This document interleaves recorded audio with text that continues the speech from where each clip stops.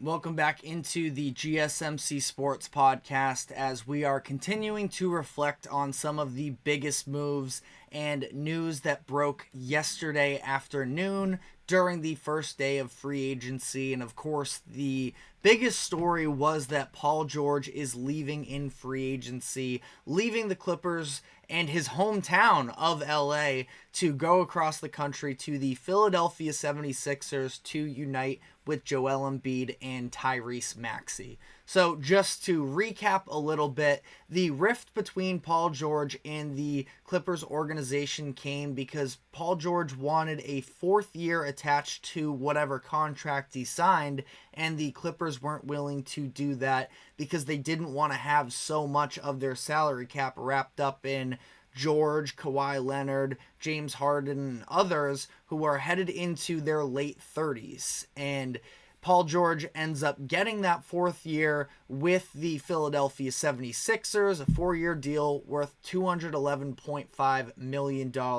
fully guaranteed through 2026-27, and then he has a player option the next summer for $56.5 million as he heads into his age 37 season. So that is undeniably a lot of money to have tied up in somebody at 37 years old, and someone that, you know, it's one thing when you're talking about LeBron James, who is defying all of the expectations of around aging in the NBA and what that traditionally looks like, but it's not always that pretty. And for somebody in Paul George who has had at least some share of injury concern in the last handful of years, I'm probably not as concerned about it as a lot of other people are. But since coming to the Clippers, it's fair to note that last season was the first year in his 5 years with the Clippers that he played more than 56 games in a season.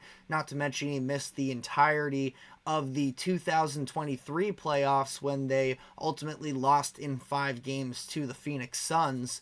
But last year was a positive note for him, playing 74 games and getting a number of votes for an All-NBA team. Ultimately falls short of that, partially due to the fact that, you know, he was dealing with some injuries very briefly again, and the Clippers, who were red hot in the middle of the season, were dipping off, you know, as the season went on. Now that's probably even more so and due to Kawhi Leonard and his absence, but that's sort of a separate conversation there.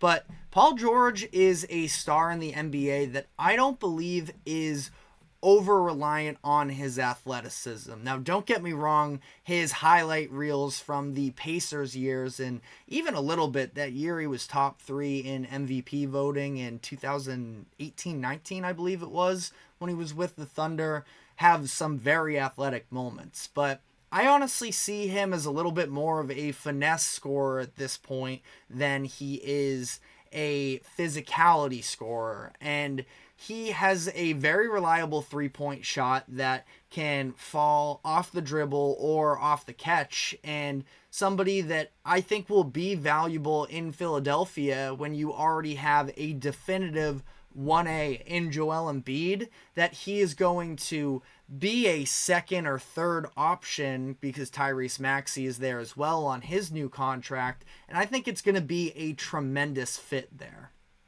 As for the Clippers giving this contract to him with a fourth year, again, I understand that there is a little bit of concern with the age there, and the fact that he may even age better in Philadelphia, being able to not be the number one option there as opposed to with the Clippers, where you never really know, considering Kawhi Leonard. Is he going to play? Is he not? If he's not, Paul George is the number one, and I just don't know how much you can rely on Kawhi's availability. So I can understand the concern that maybe the whatever it is, $57 million almost when he's 37 is more intimidating for the Clippers than it maybe is for the 76ers. But the reason why I justify it for Philly and I would have for LA is the fact that both of these teams are pretty all in on the current situations that they are in. Now, I think the Clippers far more so than the 76ers, where the Sixers aren't even necessarily grasping at straws for draft capital in the future. It's just that with Joel Embiid at 30 years old, they feel like they have to speed up this timeline maybe a little bit more to try and maximize what Embiid has. For the Clippers, they have, after this year's draft, they had 1 second-round pick. They have 0 draft picks until 2030. So none in the next 5 drafts. And that is a pretty scary thought to, at that point, you're already so invested in the now. Who cares if in 4 seasons Paul George is going to be making more money than he's probably worth at that point? Because at least his presence on the team now, and the majority of people will tell you, listen, they weren't winning anyways, and the odds would be in your favor by making that statement, but at least you can talk yourself into a potential path maybe of the Clippers trying to make some sort of a run with Paul George and Kawhi Leonard fully healthy. At this point now, I don't know where you find any level of that type of optimism with the Clippers for next year. And the fact that they are already an extremely expensive team. According to SpotRack, the number is currently at $183.5 million for their payroll next year, which is already in the first luxury tax apron. So yes, adding Paul George would have easily put you in the second apron. It would have made you, more expensive from the ownership standpoint, but also in terms of what other types of moves they are able to make. But I don't know if there are moves out there anyways as things currently stand for them now, where we've seen them sign Derrick Jones Jr., which isn't a bad pickup there. They brought back Nick Batum, who they had previously traded in order to receive James Harden at the beginning of last season, and they added Mo Bamba. Some fine additions there. I mean, the reality is, Derrick Jones Jr. and Nick Batum can give you rotational minutes. Maybe Mo Bamba can be a big off the bench for you.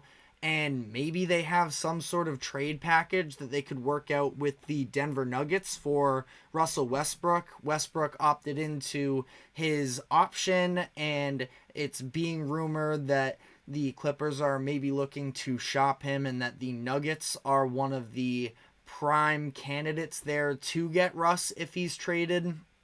Maybe the Clippers can pull something off to get one of their draft picks from last year, and maybe best case Peyton Watson to add a younger player that could possibly contribute now or could be a piece of whatever you are going to try and continue to build in years to come. Again, they're in this really awkward middle ground right now, I think, and they don't have a single player on their active roster younger than 24 years old. They have Bones Highland and Kevin Porter Jr. as their 2 youngest players. There is basically no assets for the long term here, and if that's the case, why not just try and max out right now? And it's going to take a miracle Kawhi Leonard run at this point for the Clippers to come anywhere close to winning, even making a Western Conference Finals at this point. I mean, genuinely, I just think the West is so much better than them at this point. But they are on this super expensive payroll and sort of similar to the Warriors, even though the Warriors, I think, do have more long-term upside. What's the point of this for the Clippers? And unfortunately, I think the answer is for them to just try and manufacture whatever level of interest that they possibly can as the franchise just invested in their own arena and that they're trying to make a name for themselves outside of the Lakers.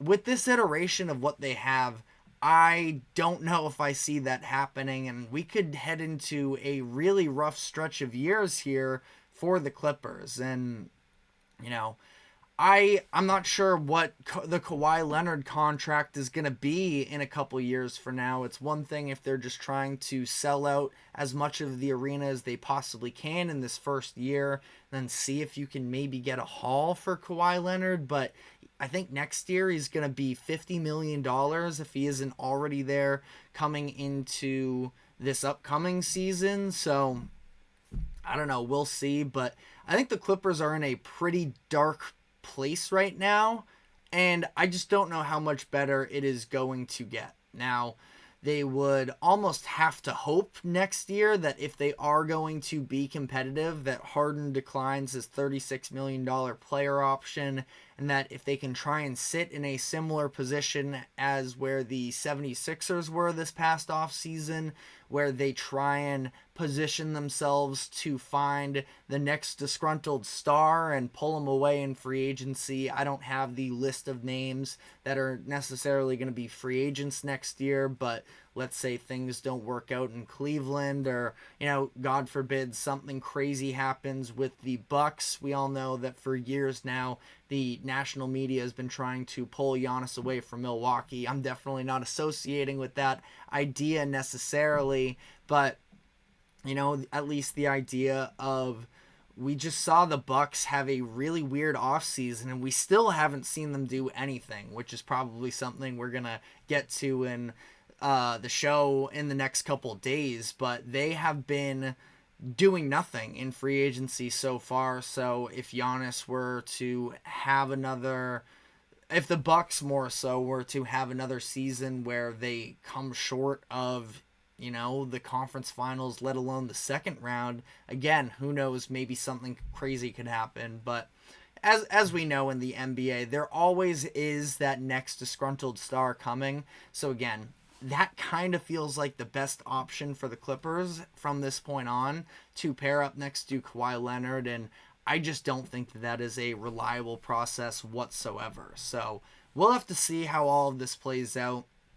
Clippers could be in contention for a play-in spot next year, but I think a lot of the teams that were behind the Clippers in the standings this past year have a great chance of jumping them, where literally just quickly running through here, the Clippers were the 4 seed. Mavericks have a higher ceiling than them. I would say that the Pelicans are probably going to be a better team than them next year. You can make an argument for the Kings, the Rockets, the Grizzlies you could even throw in there as well. And that's, with a number of other teams that are behind them as well, such as the Suns, the Lakers, the Warriors, and others. So we'll see how this all plays out. But, this whole experiment between Paul George and Kawhi Leonard, it really is disappointing, because I think that if we were to run this back and guarantee health with Paul George and Kawhi,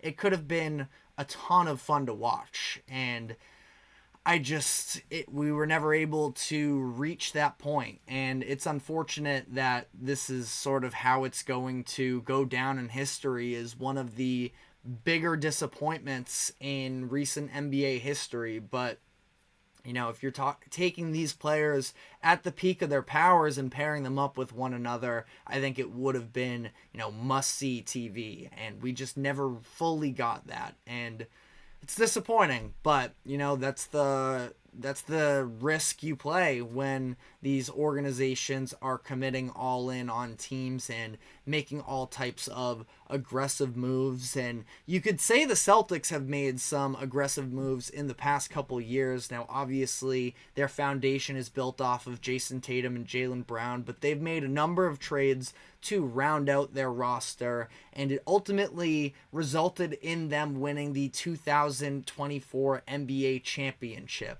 And they have all of this accumulation of talent, and as a result, one of the most expensive teams in NBA history.